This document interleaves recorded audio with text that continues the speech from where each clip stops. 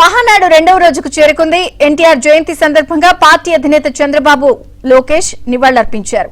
5 ఏళ్ల వైసీపీ విధ్వంస పాలనపైన మహానాడులో చర్చించనున్నారు. సాయంత్రం రాజకీయ తీర్మానంపై చర్చిస్తారు. చంద్రబాబు ముగింపు ఉపన్యాసంతో సాయంత్రం మహానాడు ముగియనుంది.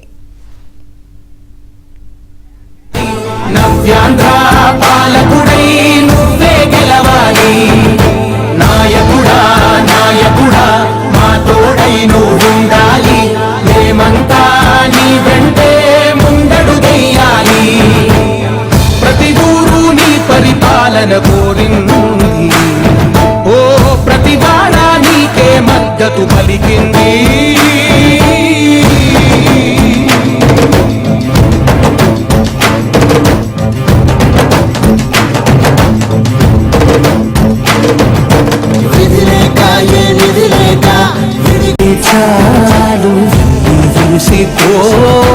రాష్ట్రమంతటా శాంతి క్రాంతి సంతోషాలు నాయకుడా నాయకుడా. మహానాడులో ప్రవేశపెట్టే రాజకీయ తీర్మానంపై కేంద్ర మంత్రి రామ్మోహన్ నాయుడుతో మా AP bureau chief Ramarao face to face. ఈరోజు కేంద్ర పౌర విమానయాన శాఖ మంత్రి రామ్మోహన్ నాయుడు గారితో పాటు రాష్ట్ర హోంమంత్రి వంగలపూడి అనిత కూడా మాట్లాడబోతున్నారు. అసలు ఈ రాజకీయ తీర్మానం ఎలా ఉంటుంది, ఈసారి రాజకీయ తీర్మానంలో ఎటువంటి అంశాలు చేర్చబోతున్నారు, ఈ మహానాడులో ఈ రాజకీయ తీర్మానం ద్వారా పార్టీ కార్యకర్తలకి నేతలకి తెలుగు ప్రజలకి ఎటువంటి సంకేతం ఇవ్వబోతున్నారు అనే అంశంపై మనతో మాట్లాడేందుకు కేంద్ర పౌర విమానయాన శాఖ మంత్రి రామ్మోహన్ నాయుడు గారు ఉన్నారు. ఆయనతో మాట్లాడదాం. సార్, మహానాడు అంటే తెలుగుదేశం పార్టీకి రాజకీయ తీర్మానం అనేది చాలా క్రూషియల్ రోల్ ప్లే చేస్తుంది. మీ పార్టీ ఇప్పటిదాకా ఏం చేసింది, భవిష్యత్తులో ఏం చేయబోతుంది, డబుల్ ఇంజన్ సర్కారు వలన మీ రాష్ట్రం ఎలా అభివృద్ధి చెందుతుంది అనే అంశానికి సంబంధించి ఈరోజు రాజకీయ తీర్మానంలో ఏం చేయబోతున్నారు? తెలుగుదేశం పార్టీ సుమారు 40 సంవత్సరాలకు పైగా ఉన్నటువంటి అనుభవంతో 40 సంవత్సరాల అనుభవంలో కూడా మీరు ఎప్పుడు కూడా చూసుకున్నా దేశ రాజకీయాల్లో ఎప్పుడు కూడా ఒక సుస్థిరత కోసం, ఒక డెవలప్మెంట్ ఎజెండా కోసం, ప్రోగ్రెసివ్గా రిఫార్మ్స్ తీసుకొని రావడం కోసం నాడు ఎన్టీఆర్ గారి దగ్గర నుంచి చంద్రబాబు నాయుడు గారి వరకు ఆ ప్రయత్నంతోనే ముందుకు నడవడం జరిగింది. ఈరోజు కూడా మీరు చూసుకుంటే ఎన్డీఏ ప్రభుత్వం ప్రధానమంత్రి నరేంద్ర మోదీ గారి తాలూకా సహకారంతో తెలుగుదేశం పార్టీ తరఫున ఎన్నో విప్లవాత్మకమైనటువంటి రిఫార్మ్స్కి మనం శ్రీకారం చుట్టాం. ఈరోజు ఒక స్టేబుల్ గవర్నమెంట్ మన ఆంధ్రప్రదేశ్ రాష్ట్రంలో ఇస్తూ ఈరోజు ఎప్పుడూ లేని విధంగా ఒక గ్రోత్ రేట్ కానీ లేకపోతే టెక్నాలజీని పెట్టుబడుల్ని మన రాష్ట్రంలో పెద్ద ఎత్తున తీసుకొని వచ్చి నంబర్ 1 డెస్టినేషన్గా ఆంధ్రప్రదేశ్ రాష్ట్రం ఈరోజు తయారైందనంటే దానికి ప్రధానమైనటువంటి కారణం తెలుగుదేశం పార్టీ తాలూకా ఆలోచనలు, తెలుగుదేశం పార్టీ తాలూకా సంస్కరణలని మరొకసారి చెప్పాల్సినటువంటి అవసరం ఉంది.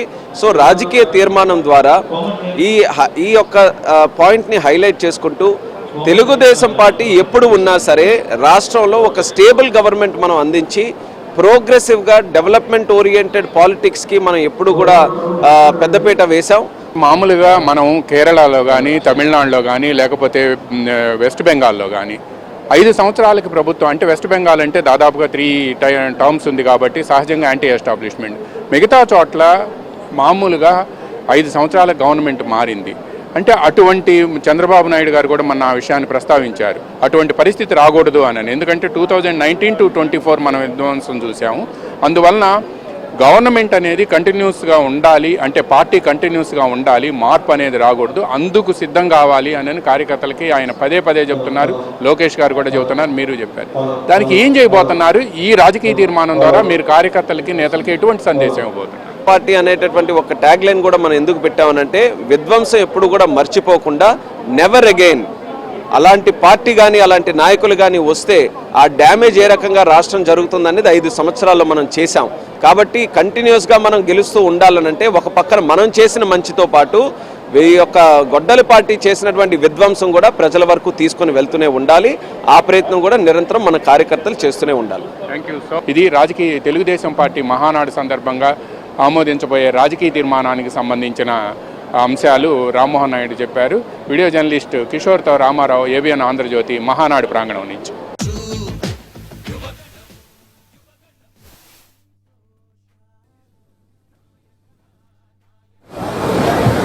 వచ్చిన వెంటనే ఇంకా స్టార్టింగ్ ఏం లేదు.